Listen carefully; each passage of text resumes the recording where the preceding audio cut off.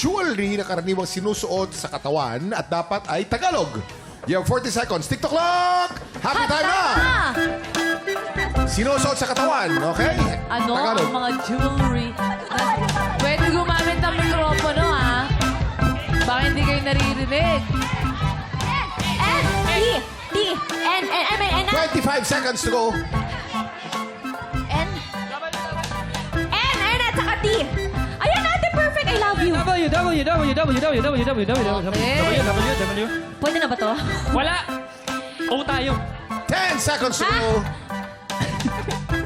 Okay. Tapos na ako, 4, 3, 2, 1. 1. Okay, ang kategory natin ay mga alahas o jewelry nilalagay sa katawan. Tagalog. Chris, ano yan? Quintas. Quintas. Ang quintas ba ay nilalagay sa katawan? Ang quintas ay nilalagay sa leeg. Ang leeg ay bahagi ng katawan. Tumpak. Correct? Okay. Eto, Kuya Kim. May H. May E. Ah. May K. May A. May O. Hekaw. Hekaw. Hekaw. Wala. Hekaw talaga. Ikaw talaga. Okay, 1 point. Dahil dyan panalawagan ng It's a Blessing ang mga tiktropa kasama ni Ate Chris. Congratulations! Ito naman para sa round 2. Ang bagong hard launch na nagpaibig sa lahat. Rob versus Yasser. Yan. Ito mga nagpakilig to. Di ba? Oo. Anong mensahe nyo sa isa't isa? Parang Yasser, hindi una ka. lalaban si Yasser. Manda ka na. Hindi, kahit magkalaban tayo, hindi, sweet ako ngayon. Hindi magbabago. Yeah, of course. Hindi magbabago. Ayaw may away mamaya. Oh, Rob, ikaw naman. Ano Ikaw naman na, ang ikaw message mo kay Yasser? Manalo matalo. Okay lang yan. Tayo naman to eh. O si Mac, tanongin natin. Ano message Ma, niya? ano mensahe mo sa dalawa? Stay strong. Stay strong.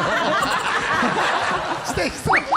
I like you, Mac. Oh, lalayo ka talaga sa industriya. Okay, ito na. Players, here's your category. Ang kategorya.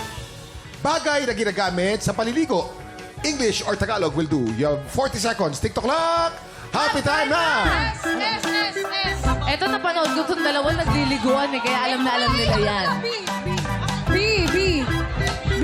Bagay na ginagamit sa pagligo. Bagay. Gumagamit ka ba ba ng bato? Pangilod. Pangilod. Ako din, ang bata ko. Lalo na sa paa. Kami. Tumuloy sa akin ng lola ko. Boy. Pag lola mo ang gumamit ng masakit. Hinihinginan. Talagang parang tutok lang ka ng mga... Okay. Pag lola mo gumamit. Totoo. 5, 4, 3, 2, 1. Ang kategory natin ay mga bagay na ginagamit sa pagligo. Okay. Rob, anong ginamit mo? Anong salita ang nilagay mo? Sabon. Ang sabon ba ay ginagamit sa pagligo? Of course, okay. Yes po. Ito meron siyang T-A-B-O. Tabo. Tabo. Yes, Kuya Kim. Siyempre, ang tabo ginagamit sa pagligo. Oo. Ano sa English ang tabo? Shower na ako eh. Shower na ako. Wala. Salong Tabo. tubig. Salong tubig. Ano? Dipper. Dipper. Tabo, dipper. Kaya pala nagposo lang kami dati. Hindi ko alam kasi. Okay, Rob. 1 point for Rob. Dahil dyan, panalo ka ng isang blessing mga tiktropa kasama ni Rob. Congratulations! Ito para sa round 3. Ang tapatan ng mga pogi ang paborito ni Kuya Kim, Mac versus Jason.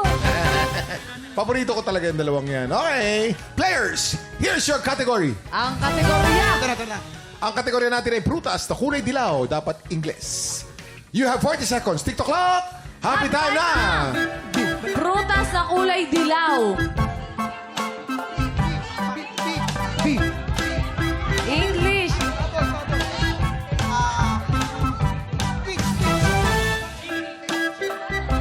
Prutas na kulay dilaw. Marami tayong mga prutas na kulay dilaw. C, H, Actually, isa sa pinakakumo na kulay dilaw no, sa C, prutas. Yes. P,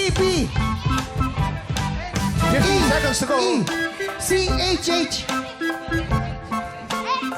10 seconds to go. letter E. H.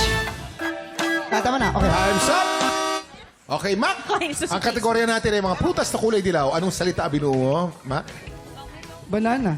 Banana. Ang banana ba ay kulay dilaw? Yes. Okay, tignan natin kung ano meron sa kabila. Eto, Hindi ko sure. P-E-A-C-H. Peach. Peach. Ang peach ay peach colored eh. Pero pwede ng dilaw sa Tagalog. Pwede na. Okay. Up. Sino mas maraming letra? Banana is mas mahaba ang Tama, letra ng banana. banana eh. So banana, Mac, 1 point. At parang ginagawa. Peach, peach.